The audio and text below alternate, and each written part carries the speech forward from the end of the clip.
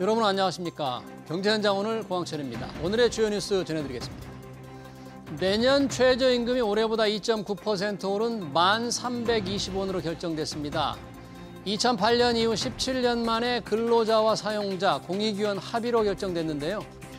역대 정부 첫 해 인상률 중에선 김대중 정부에 이어 두 번째로 낮습니다. 새 정부 출범 이후 노동계의 첫 하투가 시작됐습니다. 한국GM이 부분 파업에 들어갔고 현대자동차 노사는 8차 교섭까지 벌였지만 입장 차이를 좁히지 못하고 있습니다.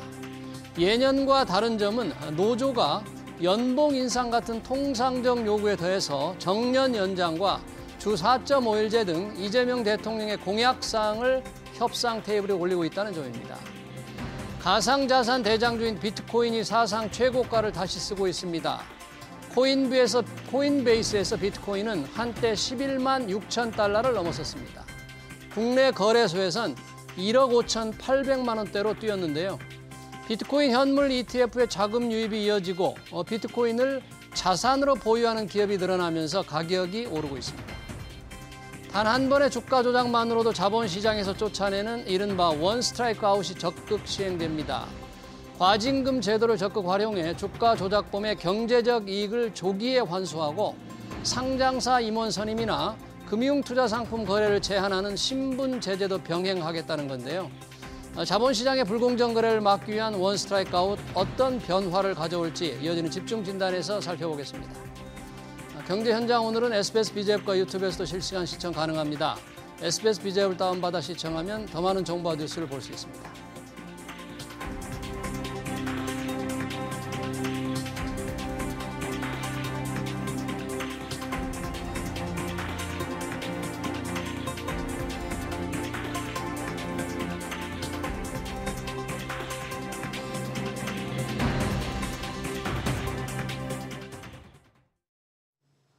대한민국 주식시장에서 장난치다가는 패가 망신하는 걸 확실하게 보여주겠다.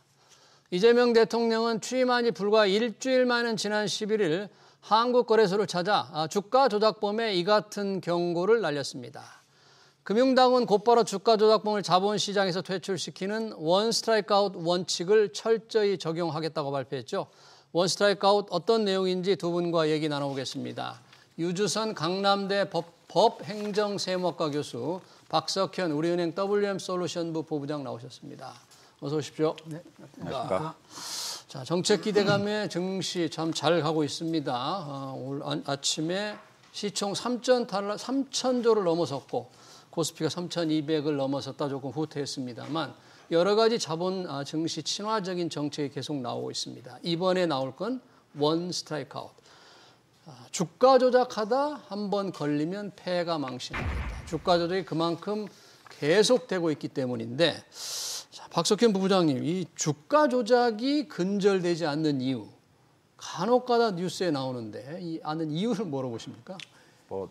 직접적인 거는 금전적 유혹이다라고 볼 수 있을 것 같고요. 예. 그리고 이제 금전적 유혹을 쉽게 느낀 만큼 주가 조작이 쉬운 건가 놓고 봤을 때는 상대적인 관점에서 한국 시장에 이런 거에 좀 약간 좀 취약한 부분이 조금 있는 것 같고요. 우리가요. 네. 법적 미비점을 좀 이용을 해서 처벌을 회피하거나 아니면 받을 수 있는 처벌을 좀 이렇게 줄이는 그런 게 좀 가능했기 때문에 네. 그리고 해외에 비해서는 이게 좀 약했기 때문에 이런 부분들이 금전적 유혹에 약간의 어떤 비용 대비 편익이 더 클 수 있다라고 생각이 드는 거죠. 네. 그래서 이런 부분들이 주가 조작을 계속 반복적으로 나오게 하는 원인이 되고 있지 않을까라고 볼 수 있을 것 같고요. 예. 정부 대책도 이런 부분들을 이제 바꾸는 과정. 그러니까 어떤 이익보다는 비용이 더 클 수 있다라는 부분을 각인시켜주는 과정으로 가지 않을까라고 볼 수 있을 것 같습니다. 그러네요. 자, 뭔가 금전적 유혹 그리고 걸리지 않을 것이라는 기대감, 걸려도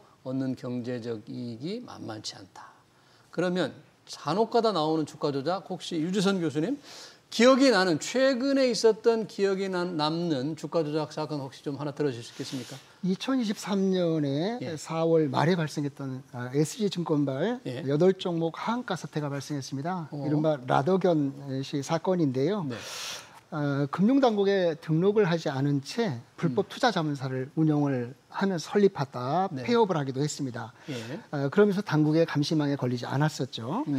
그리고는 2019년부터 불법 다단계 방식으로 투자자를 모집을 해서 주가 조작을 한 혐의로 수사를 받고 있는 상황입니다. 대표적인 네. 주가 조작 사건이라고 볼 수가 있겠습니다. 나덕연 사건. 예. 당시 주가 조작 규모도 대단했고 또 벌금과 과징금도 어마어마했죠. 당시만으로도. 예, 맞습니다. 네, 그런데 과연 제대로 그렇게 걸렸을 경우에 환수가 됐는지 또 환수가 제대로 될 건지 그렇게 되지 않을 거라는 여전한 기대감 때문에 주가 조작이 벌어지고 있는데 이번에 금융당국이 발표했습니다. 원 스트라이크 아웃을 철저히 적용하겠다. 이제 대통령 이재명 대통령이 얘기한 이후로 나온 건데 여러 가지 내용이 있는데 박석현 부부장님 어떤 내용입니까? 원 스트라이크 아웃을 철저히 적용한다. 한 번 걸리면 자본시장에 발을 못 붙인다는데 구체적인 내용이 나왔죠? 이번에 이제 그 자본시장 불공정 거래 네. 근절을 하기 위한 실천 방안 차원에서 일단 발표가 된 거고요. 예. 뭐 이번에 발표된 게 이제 금융위원회, 그다음에 감독원, 한국거래소 여기서 이제 공동으로 어떤 임시 기구 같은 걸 이제 설립을 해서 예. 그 핵심적인 부분은 불공정 거래를 하게 됐을 경우에는 그 무관용 원칙을 적용을 하겠다라는 예. 게 이제 기본적인 방침이고요. 예. 실행 방안 중에 하나가 이제 예. 그 원 스트라이크 아웃 제도 예. 그리고 이를 통한 행정 제재 강화 뭐 이런 부분들이 뭐 핵심이다라고 볼 수 있을 것 같고 예. 그러니까 불공정 거래나 또는 그 불법 공매도 불법 그리고 공매도. 허위 공시 예. 이런 거를 하게 됐을 경우에는 단 한 번이라도 위반을 하게 되면 예. 원 스트라이크 아웃 제도를 도입을 해서 예. 강력하게 제재를 하겠다라는 거고요. 일단 뭐 과징금을 뭐 2배 이상으로 높이겠다라는 게 대표적인 제재 방법인 것 같고 부당이득의 2배를 환수해버리겠다. 맞습니다. 그리고 임원 선임 제한 앞에서도 말씀 주셨듯이 그리고 이제 금융상품 거래를 제한하는 부분 예. 이런 부분들이 그 원 스트라이크 아웃 제도에서 실행하게 될 행정 제재 내용이 될 수 있다라고 볼 수 있을 것 같고요. 그리고 예. 실명을 공개하고 이런 부분들을 공개적으로 처리하는 것도 상당 부분은 뭐 효과가 있는 정책이다라고 볼 수 있을 것 같은데 예. 우리나라 과거에 그 불공정 거래 관련된 범법 그 실행을 했던 사람들이 예. 실명 공개가 전면적으로 이루어지지는 않았습니다. 지금까지는 예, 제대로 일부만 안 공개되고 됐다. 그리고 이제 그 불법을 했던 그런 방식 이런 것도 공식적으로는 뭐 다 공개가 되지는 않았는데 해외 사례 같은 경우는 이게 법적으로 다 공개가 될 수 있게 제도가 마련이 돼 있기 때문에 예. 한국도 아마 이런 케이스를 해외 케이스를 따라가고 있는 상황이 만들어지고 있다라고 볼 수 있을 것 같습니다. 네. 지금도 이런 주가 조작을 뭐라 그럴까 심리하고 조사하는 한국거래소도 있고 금융감독원도 있고 또 금융위원회도 다 각자 기관들이 조사하고 또 제재를 하는데 이게 유기적으로 협력이 안 된다. 그래서 요번에 이제 뭐 합동 대응단을 만든다 그래요. 세 기관이 함께. 어떻게 구성이 될까요? 이런 거는? 그래서 그 이른바 한국판 SEC 미국의 증권거래위원회와 같은 어떤 기관이 필요하지 않은가 하는 생각을 한 것 같습니다. 한국판 SEC. 예. 기본적으로 한국거래소 그러니까 그 거래 탐지라든가 심리를 할 수 있는 기능을 가지고 있거든요. 예. 그리고 이제 감독원, 금융감독원 이 제재를 할 수 있는 그 기관인데요. 예. 이 보험 사기 아니까는 주식 주가 네. 주가 조작 근절 주가 조작 근절 합동 대응반이라고 이렇게 얘기를 하고 있는데요. 이렇게 분산돼 있던 기관을 하나로 뭉쳐서 이 그 불공정 거래 발생할 때 즉각적으로 제재를 하는 어떤 기능을 좀 강화시키자라는 측면에서 주가 조작 근절 합동 대응반이 만들어지고 있는 것 같습니다. 네, 그럼 이 주가 조작 근절 합동 대응단 세 기관이 모여서 하나로 뭉쳐가지고 이제 신속하게 조사하고 신속하게 뭐 제재하고 심리하는 기관도 줄이고 여러 가지 제재는 또 무겁게 하고 한다는 얘기인데 혹시 뭐 한계는 없을까요? 이 세 곳이 모여서 함께 일하는 것만으로 그 효과가 높아지나요? 어떻게 보십니까? 일단 우리 미국하고 한국하고 좀 다른 거는 네. 미국은 이제 앞에서 교수님 말씀해줬던 대로 네. SEC라는 그러니까 그 증권거래위원회라는 공식 기구가 있습니다. 네. 여기서 이제 이런 어떤 행정 제재나 법적 제재 이런 거를 담당을 하는데 한국은 이런 것들이 독립기구가 없고 그 어떤 처벌 과정에서도 미국은 SEC에서 바로 기소를 할 수가 있거든요. SEC가 예, 기소권을 바로 가지고 기소권을 갖고 있습니다. 그런데 한국 같은 경우는 검찰에 이첩을 해야 되는 그렇죠. 과정이 있기 때문에 행정제재 내용만 발표하는 정도 수준이기 때문에 예. 약간 미국하고는 좀 상황이 조금 다르다고 볼 수 있을 것 같고요. 예. 요번에 이제 합동 대응단이라는 게 이제 설치가 되게 된다면 예. 뭐 기대할 수 있는 거는 약간 신속하게 이루어진다라는 신속하게. 부분. 그러니까 기존에 이제 이런 발견이나 이런 것들이 한 15개월, 20개월, 뭐 2년 가까이 이렇게 걸렸었는데 6개월 정도로 이제 단축시키겠다. 발견해서 제재하는 데까지 그렇게 예. 그동안 지금까지 오래 걸렸어요. 맞습니다. 예. 아무래도 일단 그 조사 권한이 뭐 거래소나 이런 데서 조사하는 것들이 전문적인 어떤 그 법률적인 조사를 담당하는 검사들보다는 좀 약할 수밖에 없기 때문에 그렇지 않을까라고 추정을 해볼 수가 있을 것 같고요. 예. 그리고 다른 하나는 지금 감시를 지금 하고 있는데 우리나라의 감시의 방식은 계좌 감시거든요. 계좌 감시, 예, 계좌를 하나하나 본다 이거죠. 예, 맞습니다. 그런데 이제 주가 조작을 하게 되는 경우에는 이 계좌를 되게 복잡하게 수백 개 계좌가 이제 동원해서 이렇게 하기 때문에 감시를 하게 되면 이 수백 개를 해야 되는 어떤 불편함이 좀 있습니다. 그런데 요번에 이제 바뀌게 되는 방식은 계좌 방식이 아니라 개인 중심으로 하게 된다라는 얘기고요. 그리고 예. 우리나라는 금융실명제가 돼 있기 때문에 이 개인 중심으로 하게 됐을 경우에는 이 감시의 효율성이 상당 부분 올라갈 수 있지 않을까라는 부분을 좀 기대가 되고 있는 것 같습니다. 개인이 여러 계좌를 가지고 주가 조작을 할 테니까 그래서 맞습니다. 개인 기반으로 하면 여러 개에서 어떻게 비정상적으로 움직이는 걸 더 캐치하기가 쉽다 그런 맞습니다. 얘기네요. 예, 예. 계좌 기반에서 개인 기반이다. 지금 두 분 다 SEC 미국의 증권거래위원회 말씀을 해주셨는데 우리하고 다른 게 아까 기소권을 가지고 있다. 직접 기소할 수 있다. 우리는 검찰에 넘겨야만 되는데 이 강력한 권한을 가지고 있네요. SEC는 그런 면에서 좀 제 기능을 우리도 조금 뭔가 이거 좀 벤치마킹을 좀 해야 되는 거 아닙니까?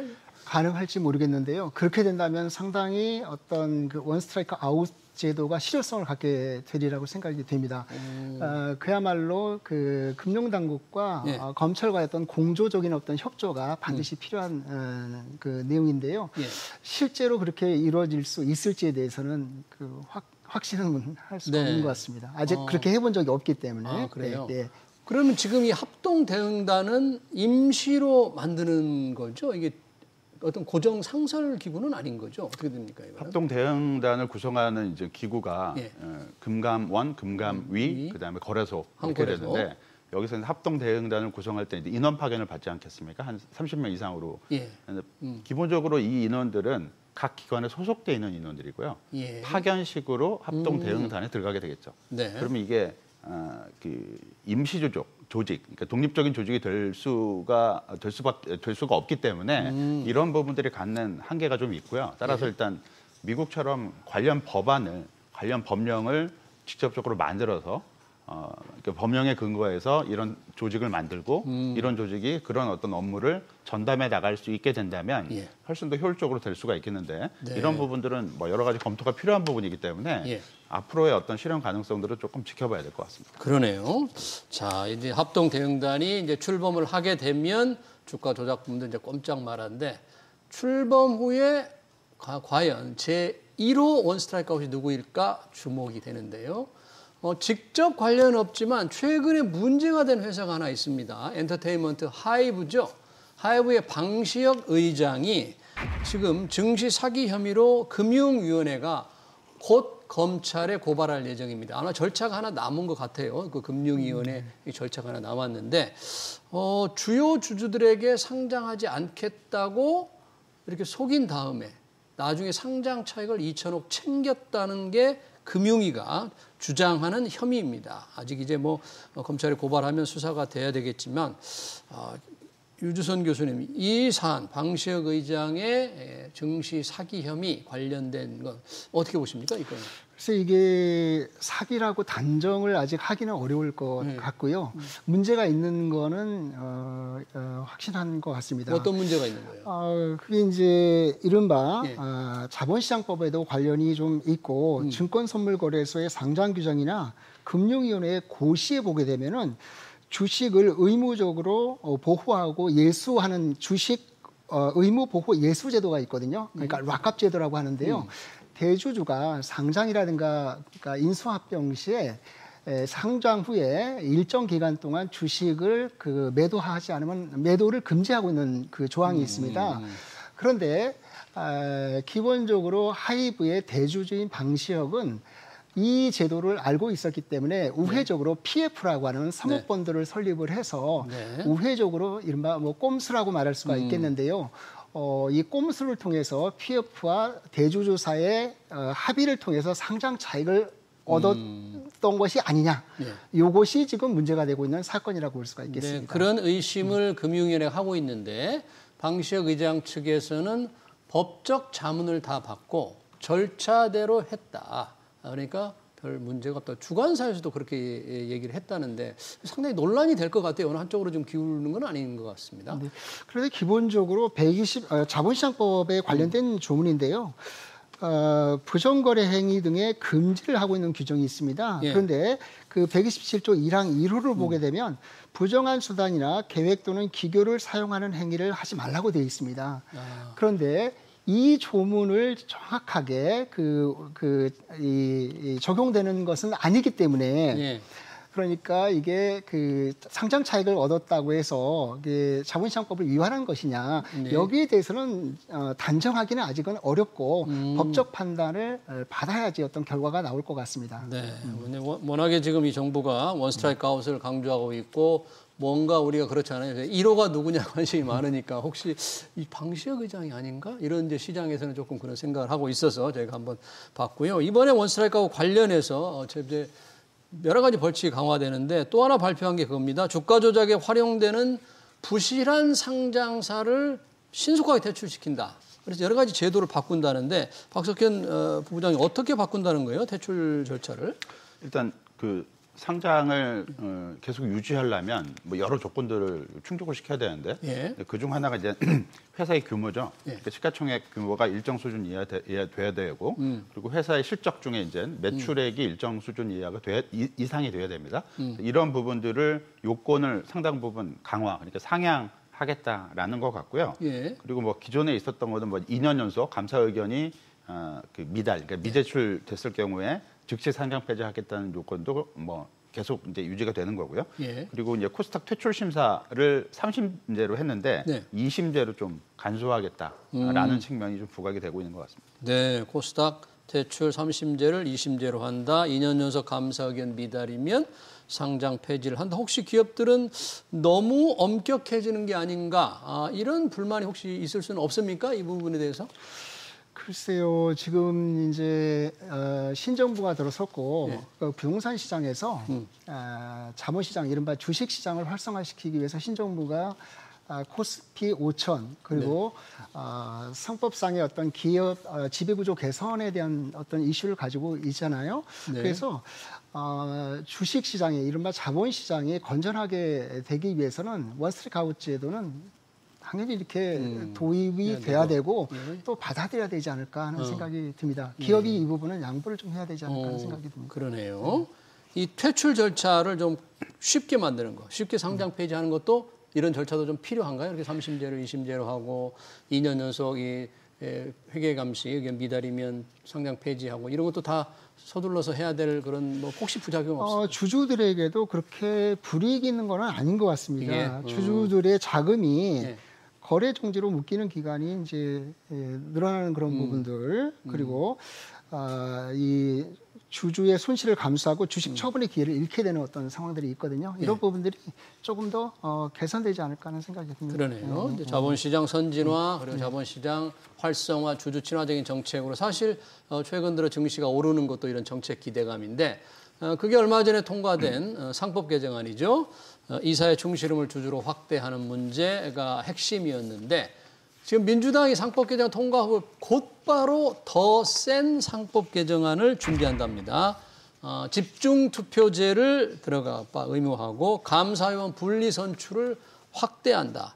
이 상법 개정안 통과된 지 정말 불과 한 달도 되지 않았는데 어떻게 보십니까? 박석희 부부장이 더 센 게 나온다는데. 물론 이게 두 가지가 이제 집중 투표제 도입이랑 그다음에 감사위원 분리 선출 확대 이 부분이 원래 상법 개정안에 이제 포함이 돼 있었는데 원래 포함이 돼 있었는데 이제 그 여야 협의 과정에서 1차로 이제 통과될 때는 좀 합의할 수 있는 부분까지만 통과시키자 해서 그 이사의 충실 의무를 기존 그 회사에서 회사 및 주주를 이제 확대시키는 네. 그쪽만 통과가 됐고요.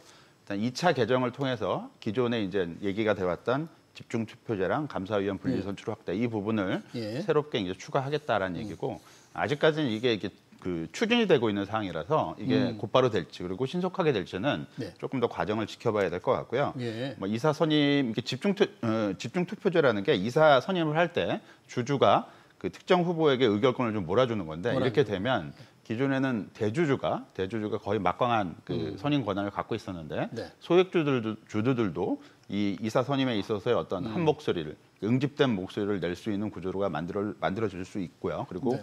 감사 그 위원 분리 선출 확대 이 부분도 대주주의 의결권을 좀 제한하는 부분이기 때문에 소액주주 권익 보호를 위해서 그 도입할 수 있는 어떤 제도다라고 볼 수 있을 것 같고요. 다만 예. 이런 제도라는 게 플러스 부분도 있으면 마이너스 부분도 분명히 있는 거고요. 그리고 모든 대주주나 모든 경영자들이 다 부도덕한 사람은 분명 아닐 거기 때문에 이렇게 됐을 경우에 선의의 피해자 그리고 주식 측면에서는 경영권이 위축이 돼서 경영 활동을 제대로 못함에 따라서 회사의 어떤 그 실적이나 어떤 성장성 이런 것들이 약화되는 이런 부분들을 초래할 수 있는 어떤 그런 위험도 분명히 있는 거거든요. 네. 따라서 도입은 분명히 필요하긴 하지만 필요한데. 보안 장치나 또는 도입했을 때 어떤 부작용 이런 부분들을 좀 면밀히 고려해서 조금 시간을 갖고 진행해 나가는 게 조금 낫지 않을까라고 볼 수 있을 것 같습니다. 네, 지금 국민의힘의 주장이 그렇더라고요. 민주당은 이달 임시국회에서 더 센 상법 개정안도 통과시키겠다고 벼르고 있는데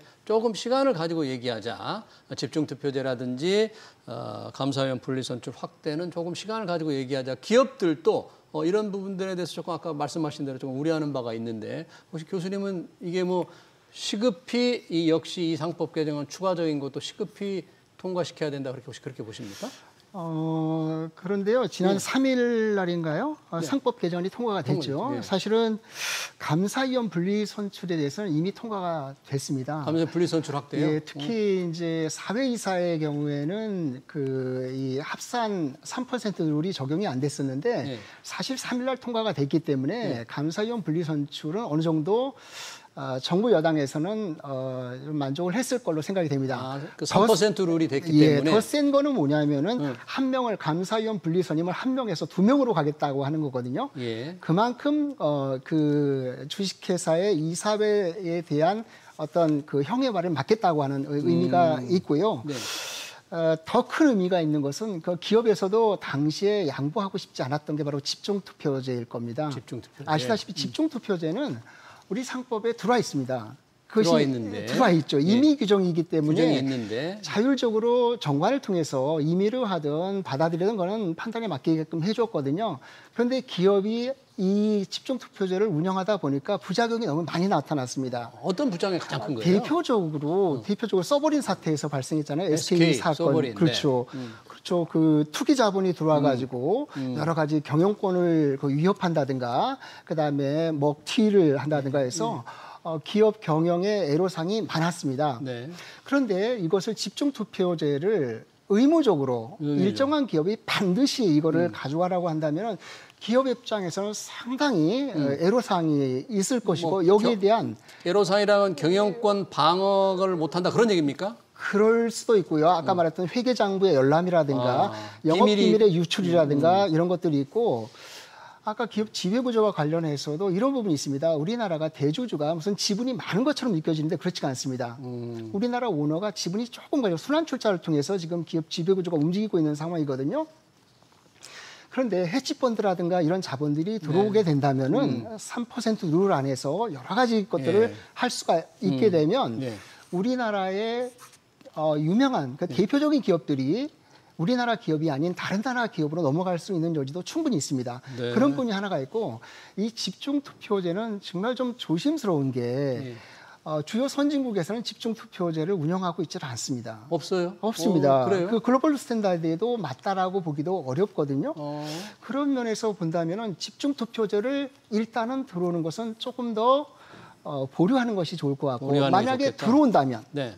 의무화한다면 그러니까 정부 여당은 반드시 이걸 도입하고 싶어 할 거거든요. 네. 왜냐하면 아까 말씀드렸듯이 이 자본시장의 어떤 건전화를 위해서 반드시 이 제도가 들어와야 된다라고 생각을 할 텐데 만약에 들어온다고 했을 때는 아까 말했던 부작용들 그다음에 이 차등을 끌권이라든가 포이즌 필이라든가 경영권 이런 방어 장치를 좀 그렇습니다. 줘야 되겠다. 이런 것들이 어느 정도 보완이 된 상태에서 들어온다면 가장 좋고 안 된다면은 차후에 입법 과제로 남아 있다라고 이렇게 볼 수 있겠습니다. 네, 집중 투표제에 대해서 이제 의견을 말씀해 주셨는데 상당히 이 기업들로서는 이제 부담이 가는 거니까 뭔가 보완 장치가 필요하다고 두 번 얘기해 주셨네요.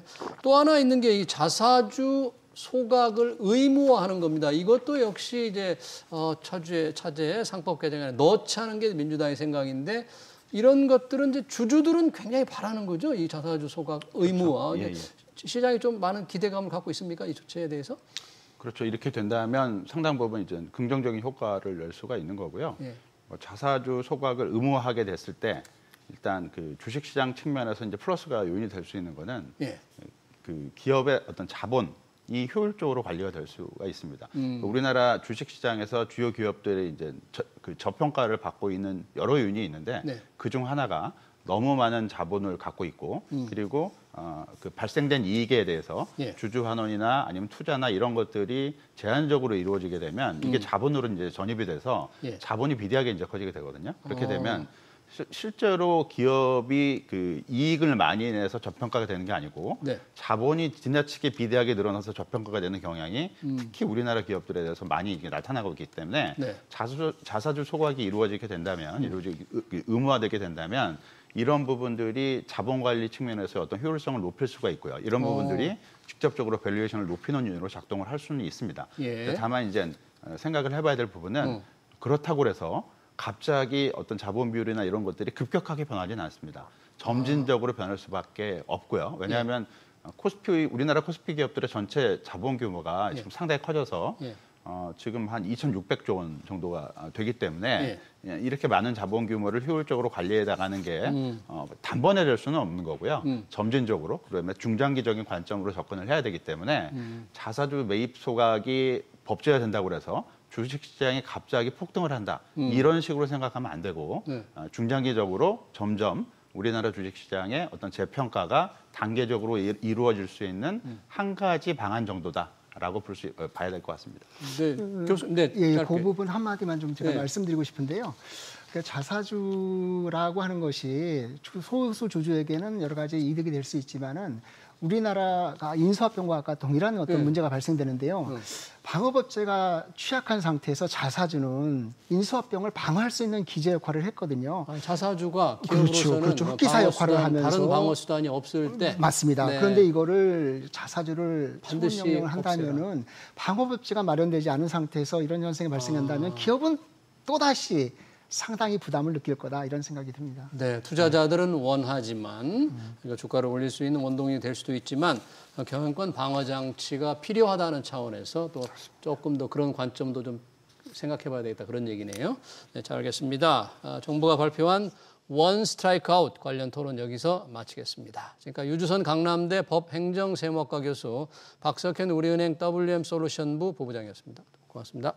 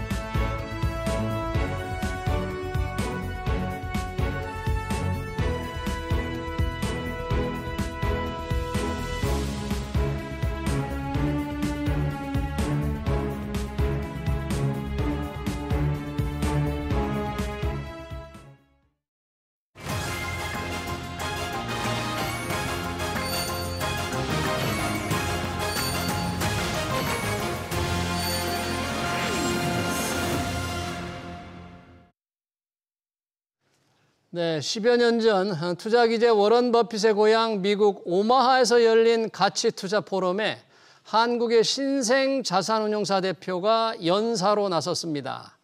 당시 생긴 지 불과 3년밖에 안 된 페트라 투자자문이라는 생소한 자산운용사의 용환석 대표였죠.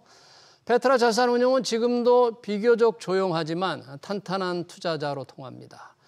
용환석 대표는 작년 말에 방산, 화장품, 식품주에 주목해야 한다고 말했습니다. 반년 동안 모두 놀라운 상승률을 기록했죠. 가치 투자를 지향하는 용환석 대표가 지금은 어떤 업종을 주목하고 있는지 들어보겠습니다. 대표님 어서 오십시오. 네, 안녕하십니까. 반갑습니다. 네, 10여 년 전 오마하에서 아주 가치 투자 포럼 연사로 나서서 상당히 그 주목을 끌었던데요. 당시 그때 회사가 생긴 지 얼마 안 됐던 시점이더군요. 그렇게 그때는 뭐 그렇게 아주 오래되진 않았었죠. 네, 상당히 뭐 가치 투자에 관해서 연설을 하신 거군요. 뭐 가치 투자뿐만 아니라 이제 우리나라 주식시장에 대해서 한국 소개도 주식시장. 좀 하고요. 예. 네, 그러네요. 페트라 자산운용에는 외국계 자금이 많이 들어와 있다고 좀 들었습니다. 외국계 기관 투자가들, 뭐 우리 증시 지금 어떻게 보고 있습니까? 뭐 같이 워낙에 지금 증시가 좋으니까 예. 어떤 관점으로 좀 보고 있나요, 여자들은? 뭐 분명히 이제 작년에 비해서는 긍정적인 시각이 이제 많아진 건 사실이고요. 예. 또 정확히 말씀드리면 이제 작년에는 여러 가지 악재가 많았는데 네. 그런 부분들이 지금 거꾸로 이제 해소되는 과정이다 보니까 네. 뭐 또 새로운 정부의 이제 밸류 프로그램이라든지 뭐 관심이 아주 많아진 상황은 맞는 것 같습니다. 그래요. 예. 그래서 돈을 조금 싸들고 많이 옵니까? 이제 오는 시작점인 것 같은 이게 느낌이죠. 시작됩니다. 예, 예. 이미 아직 관심을 가지고 있지만 집행을 하지 않은 투자가도 많기 때문에 그래요? 그렇게 이제 느껴지는 거죠. 길게 봤을 때 그럼 우리 예. 그동안에 작년에 우리 증시가 워낙 안 좋았기 예. 때문에 다 외면했을 거 아닙니까? 예. 길게 봤을 때 한국이 다른 어떤 선진 시장보다 이제 밝다 이렇게 정말 확신하고 있는 것 같습니까? 외국인 투자자들이? 아주 길게까지는 사실은 꼭 그렇게 말씀드리기 어려운데 일단은 이제 많은 모멘텀이 이제 작년에 비해서는 바뀐 건 확실하고 그렇죠. 일단 기대감이 많기 때문에 예. 뭐 그런 시각에서는 관심이 많아진 거는 맞다고 생각을 하지만 예. 사실 장기적으로 볼 때는 이제 이런 이런 기대감이 이제 충족이 돼야 이어지는 거고 또 기대만큼 여러 가지가 되지 않으면은 또 그렇지는 않을 수도 있겠죠, 물론. 예. 그러면 이제 들어오려고 준비하고 이제 시작인 것 같다고 하는데 혹시 외국인들은 어떤 업종이라든지 어떤 분야에 관심을 갖고 있습니까? 우리 시장에서?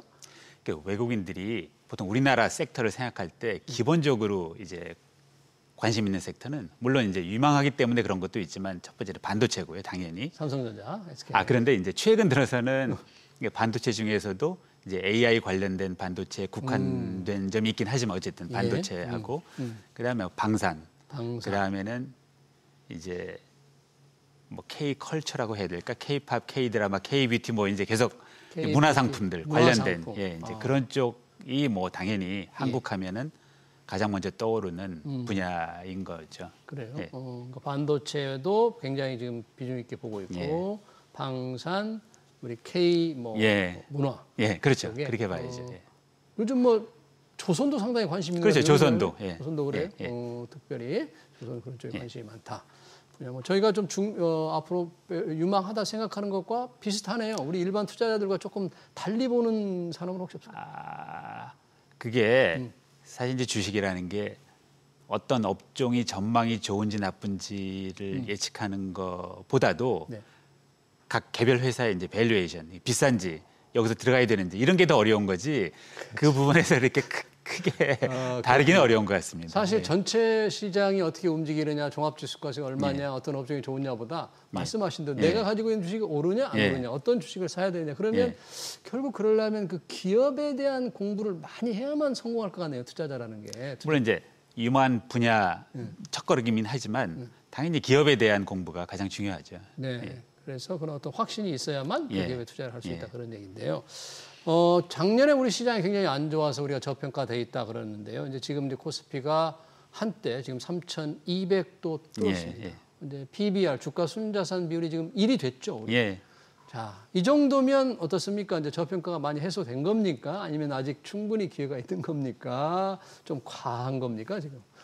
근데 그게 이제 상승 속도는 굉장히 가파른 면이 있지만 아까 이제 말씀드렸듯이 작년에는 그 여러 가지 악재 때문에 사실 세계적으로도 가장 성적이 안 좋은 시장이었지 않습니까? 우리나라 시장이. 네. 근데 그런 부분들이 이제 만회되는 과정에다가 또 이제 새로운 정부가 들어서면서 밸류업 프로그램에 대한 기대 이런 것들이 맞물려서 네. 주가가 이제 가파르게 상승을 한 거는 맞습니다. 네, 하지만 가파르지만, 사실 전 세계 대부분 시장을 보면 예. 대부분 나라들이 이제 처음에 코로나 시작됐을 때 2020년에 주가가 많이 상승을 하고 하락을 하고 네. 다시 전고점을 돌파한 시장이 거의 대부분인데 아직 우리나라는 거기까지 오지 않았잖아요. 사실. 우리는 네. 근데 그런 면에서 보면 상승 속도는 가파랐지만 예. 꼭 이게 아직도 저평가가 100% 해소됐다고 보기는 좀 어려워 보입니다.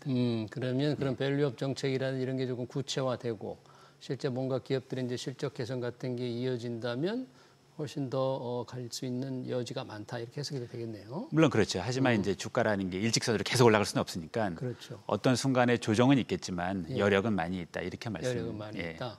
그러면 지금 용환석 대표께서 보고 계시는 좀 주목하는 아까 좀 전체 업종을 예, 보다는 예. 뭐 종목이라고 말씀하시면 그럼에도 불구하고 종목을 선택하려면 그래도 좀 전망이 밝은 업종에서 좋은 기업을 예, 선택해야 예. 될 텐데 뭐 주가 시세 전체보다 어떤 부분을 조금 요즘 더 주목하세요, 대표님? 그 이제 주가가 쌀 때는 굉장히 쉽죠 이게 사실 전망이 좋은 섹터 예. 또 회사만 맞으면은 왜냐하면 대부분 그런 경우에는 대부분 회사들이 싸니까.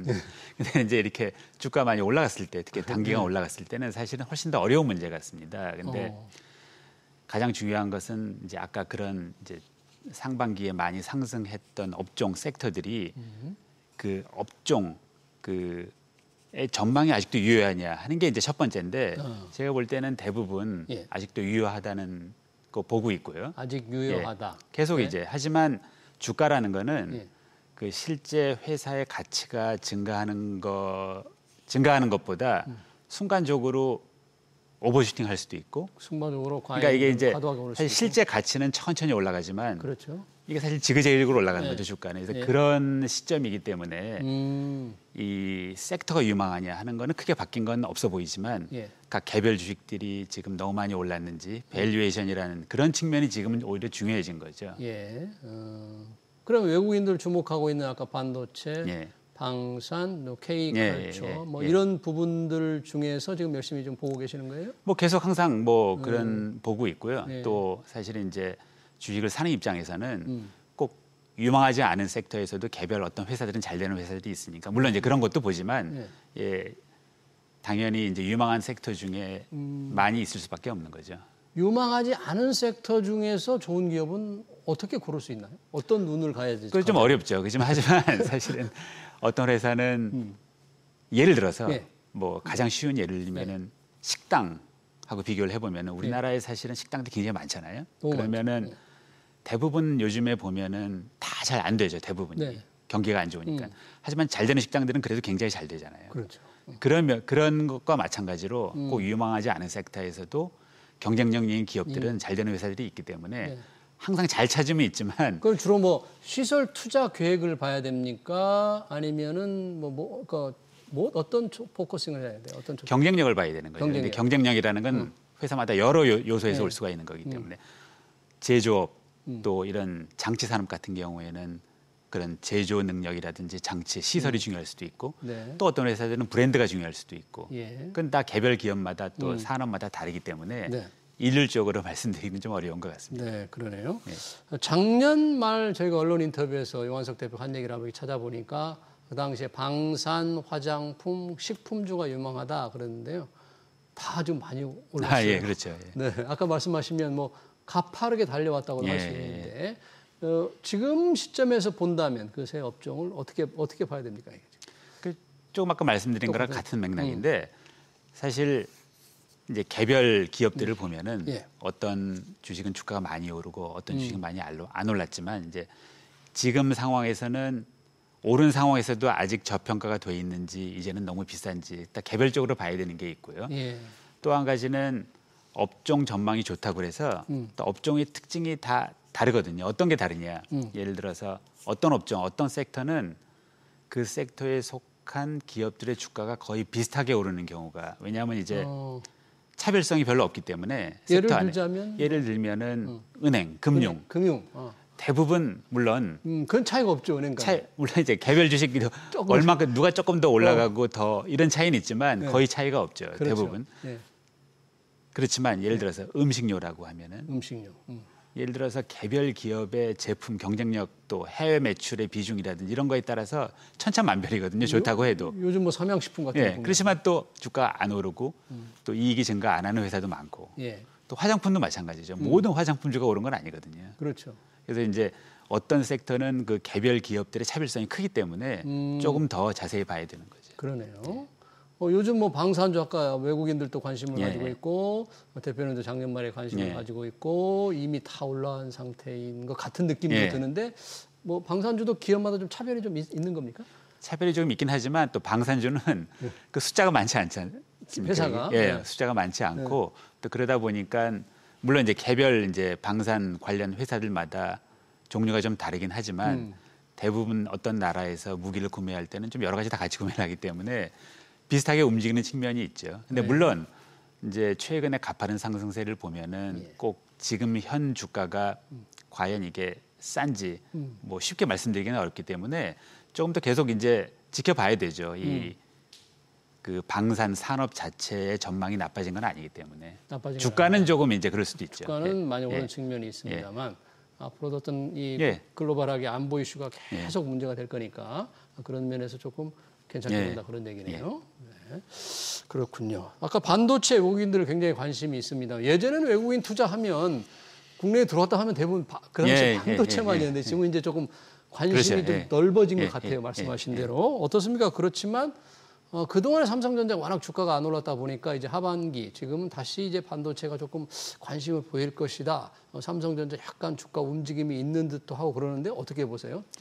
이제 반도체가 꼭 우리나라뿐만 아니라 이제 글로벌 반도체 회사들 주가를 보면 AI 관련된 반도체주가 아니면 그렇게 오르질 않거든요, 사실은. 실제로 좋은 분야는 반도체 전체에서 AI밖에 없고 물론 이제 나머지 우리나라 이제 대부분 메모리이기 때문에 하이닉스 같은 경우는 HBM 이제 AI 관련돼서 주가가 많이 오른 거고 실적도 좋지 않습니까? 근데 나머지 기본 메모리 자체는 물론 이제 작년에 그 최악의 상황을 지났다고는 하지만 앞으로도 전망이 좋은 거는 AI 관련이죠. 그래서 삼성전자 케이스에는 언제 엔비디아 납품이 되는지 이런 거를 좀 봐야 되고 하이닉스의 전망은 계속 밝다고 봐야 되죠, 당분간. 그래요.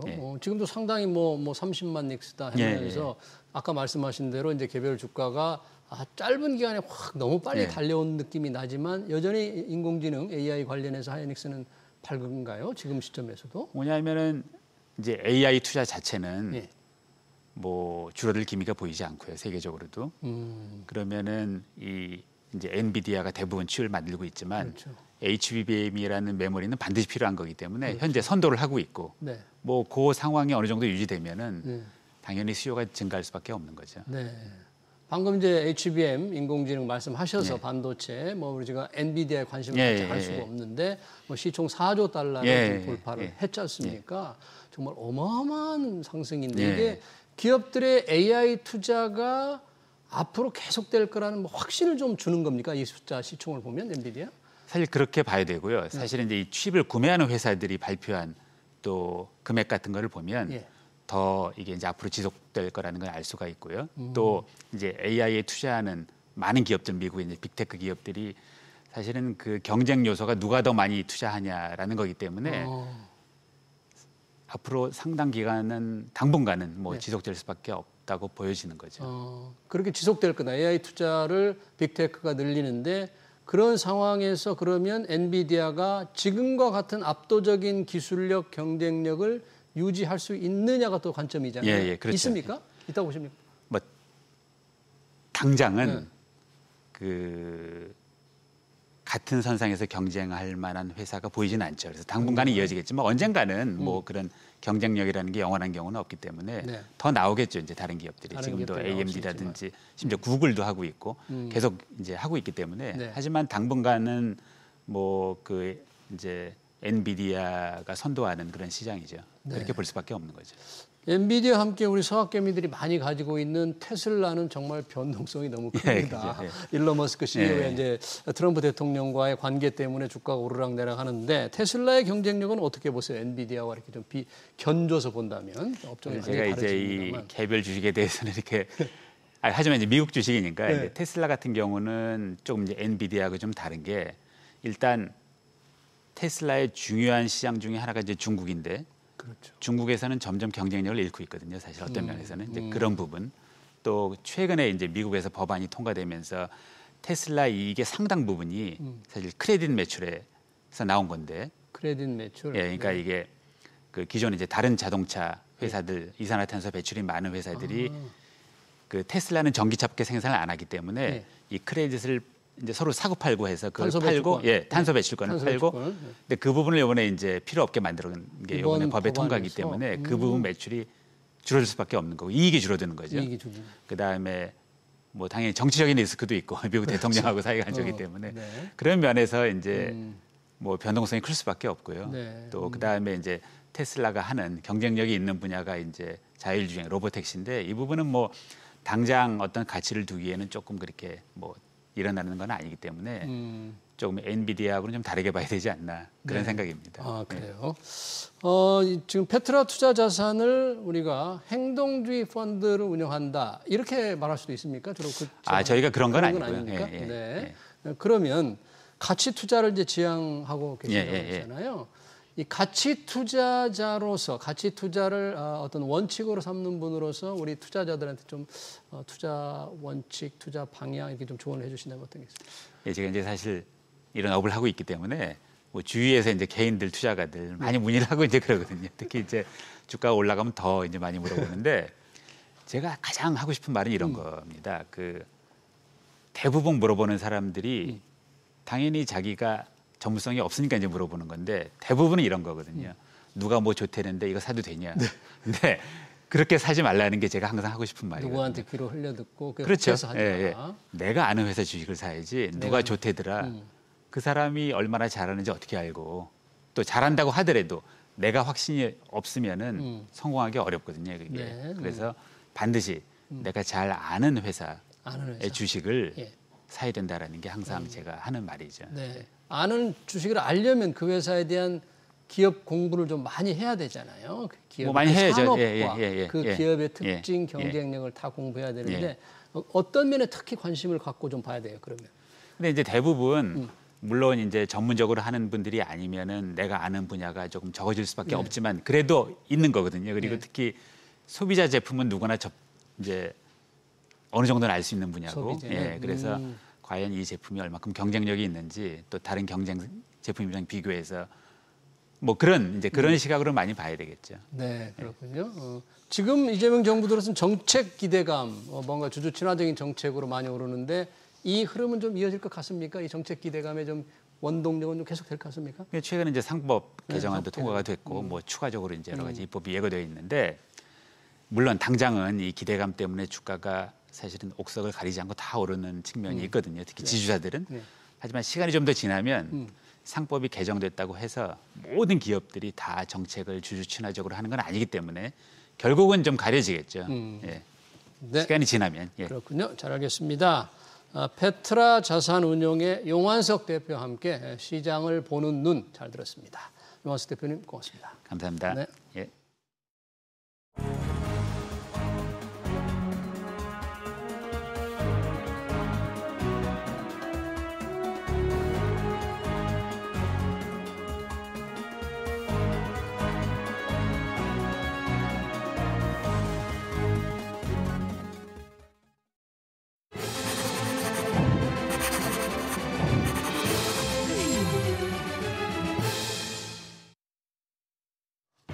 네, 코리아 디스카운트를 해소하기 위한 주주 친화적인 정책이 적극 추진되고 있습니다. 정부와 여당은 더 센 상법 개정안을 추진 중이고 자사주 소각 의무화도 밀어붙일 태세입니다. 방향은 맞지만 기업들의 걱정 또한 적지 않죠. 경영권 방어 대책도 필요하다는 게 재계의 주장입니다. 하지만 주가 조작범을 증시에서 퇴출시키는 원 스트라이크 아웃은 그 누구도 반대할 수 없습니다. 불공정 거래를 단속할 합동 대응단에 권한을 더 주고 상설기구로 만드는 것도 생각해 봐야 합니다. SBS 비즈 경제 현장을 여기서 마치겠습니다. 시청해 주신 여러분 고맙습니다.